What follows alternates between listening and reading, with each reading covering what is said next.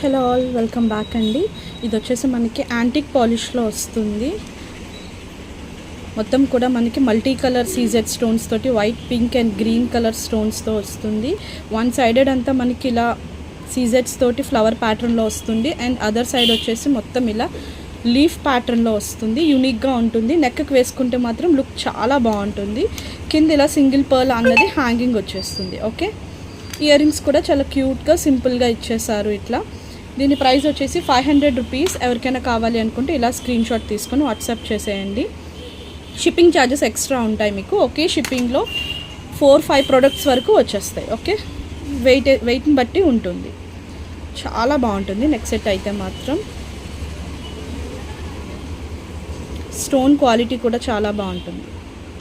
500 rupees.